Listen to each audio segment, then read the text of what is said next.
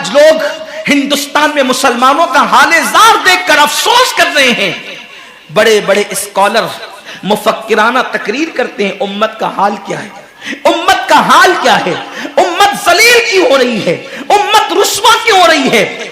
آصفہ کی آبرو پر آنسو بہانے والوں, کبھی احساس بھی کیا کہ یہ امت کی ذلت کی وجہ کیا ہے؟ ایک ننھی سی آصفہ کی اگر آبرو جاتی ہے تو وہ کشمیر کے کسی ننھی سی بچی کی آبرو نہیں گئی, بلکہ پوری امت محمدیہ کی آبرو سے کھیلا گیا.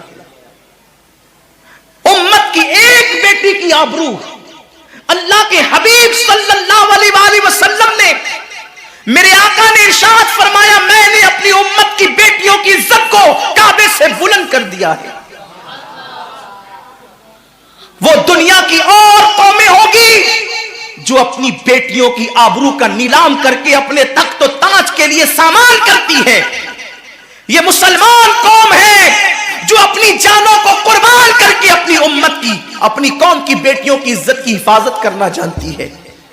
میں آبرو لوٹنے والوں سے مخاطب نہیں ہوں, اس لیے کہ مجمع آبرو لوٹنے والوں کا نہیں ہے. جو سن رہے میں ان سے بات کرنا چاہتا ہوں, جن تک میری آواز پہنچ نہیں سکتی میں ان سے مخاطبت نہیں کرنا چاہتا. اہل سیاست کے معاملات جانے, ظالم اپنے ظلم کے انجام کو پہنچنے کے لیے تیار رہے, کفر کردار تک کے کافر اپنے کفر کے انجام کو پہنچنے کے لیے تیار رہے.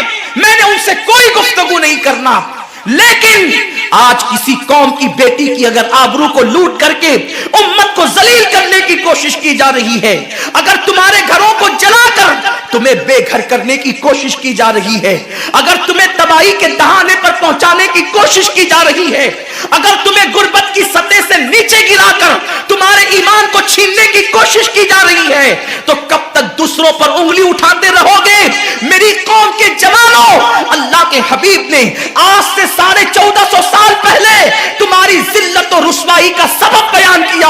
اقبال رونا روتے ہیں, وائے ناکامی متائے کارواں جاتا رہا, کارواں کے دل سے احساس زیا جاتا رہا. ماہ رمضان میں شراب کے اڈوں کو آباد کرنے والے, ماہ رمضان میں زنا کے اڈوں کو آباد کرنے والے, ماہ رمضان میں چھپ چھپ کر کھانے والے, ماہ رمضان میں اللہ اکبر اپنے ہاتھوں کی انگلیوں سے انٹرنیٹ کی جو ہے وہ بٹن کو چھیڑ کر کے زنا کے مناظر دیکھنے والے, اپنے ماں باپ کا دل دکھانے والے, لوگوں پہ ظلم کرنے والے, نماز کے اوقات میں بستر کی پہ سکون کی نیند سونے والے, دل کھول کر کان کھول کر اپنے ایمان کے کانوں سے, اپنی غیرت کے کانوں سے, اپنے دل کے کانوں سے میرے نبی کی حدیث کو سن لو.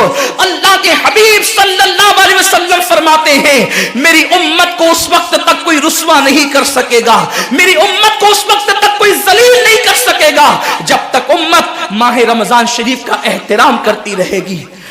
حضرت ام ہانی نے پوچھا, یا رسول اللہ ماہ رمضان شریف کا احترام کرنا کیا ہے اور رمضان شریف کا حق ضائع کرنا کیا ہے؟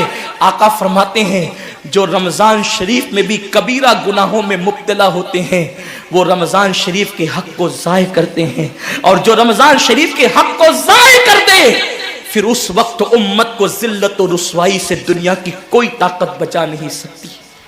آج ماہ رمضان شریف کا احترام کیا ہو رہا ہے؟ کل تک کے مسلمان اور دنوں میں گناہ کرتے تھے, لیکن رمضان شریف آتا تھا تو کم سے کم فلمیں لوگ دیکھنا بند کر دیتے تھے, داڑیاں مڈانا بند کر دیتے تھے, مسجدوں کو آباد کرنا شروع کر دیتے تھے. اب تو لوگ کس قدر بے باک ہو گئے, کس قدر نڈر ہو گئے کہ رمضان شریف میں بھی لوگ اپنے آپ کو گناہوں سے نہیں روکتے, بلکہ میری قوم کا جوان بڑے دھڑلے سے کہتا ہے, یار اپنے سے روزہ نہیں رکھا جاتا اس لیے کہ ہمیں تو گٹکے کی عادت ہے, ہمیں تو پان کی عادت ہے, ہمیں تو سگریٹ کی عادت ہے. شرم کرو, شرم کرو. نبی کے نام پہ جان قربان کرنے کی بات کرنے والوں, جو نبی کے نام پر 12-16 گھنٹے بھوکے اور پیاسے نہ رہ سکے, وہ نبی کے نام پہ جان کیا قربان کر سکتے؟ اور جب سے تم نے احترام رمضان المبارک ترک کر دیا, تمہاری آبرو کو لوگوں نے کھیل بنا لیا, اور اب تو لوگوں کو एहसास से गुनाह भी नहीं रहा, एहसास से जुर्म भी नहीं रहा। गुनाह के साथ अगर एहसास से गुनाह इंसान की जिंदगी में है तो इंसान अपने आप को गुनाहों से बचा लेता है। लेकिन अब हमारे अंदर एहसास से गुनाह नहीं, अब तो हम गुनाह को हुनर समझते हैं, अब तो हम गुनाहों को फैशन समझते हैं। एहसास से गुनाह क्या है? अगर इंसान गुनहगार हो और एहसास से गुनाह भी हो तो वो एक न एक दिन सुधर जाता है, वो एक न एक दिन संवर जाता है। हमारे पास एहसास से गुनाह खत्म हो गया। आइए बताऊं एहसास से गुनाह कितनी कीमती चीज है।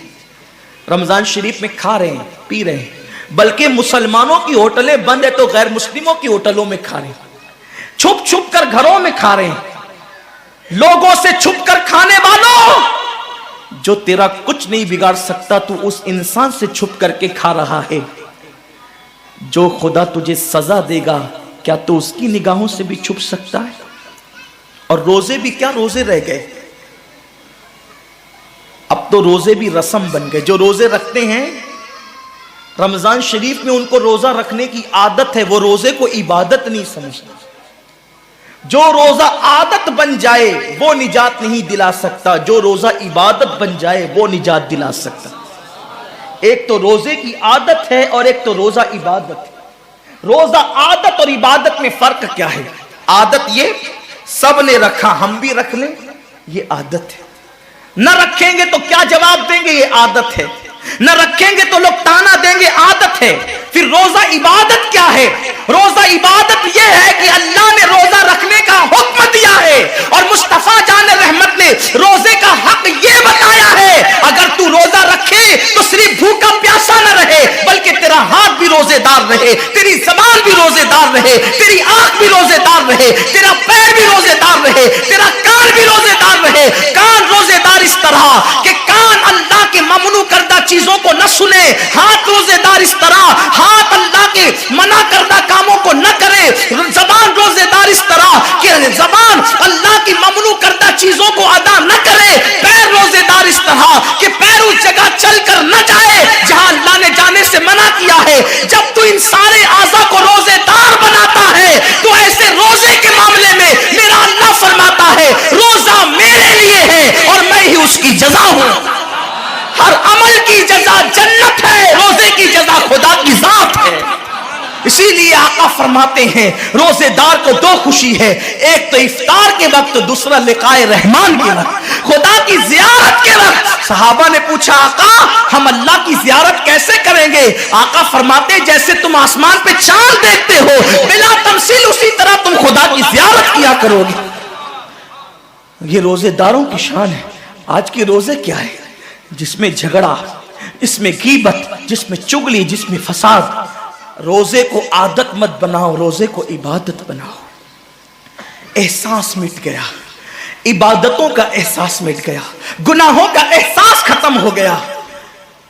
जब तक के लोगों में गुनाहों का एहसास जिंदा था वो इबादत करके भी अल्लाह से डरते थे, वो इबादत करके भी रब की बारगाह में आंसू बहाते थे कि मौला मैं तो हक अदा न कर सका।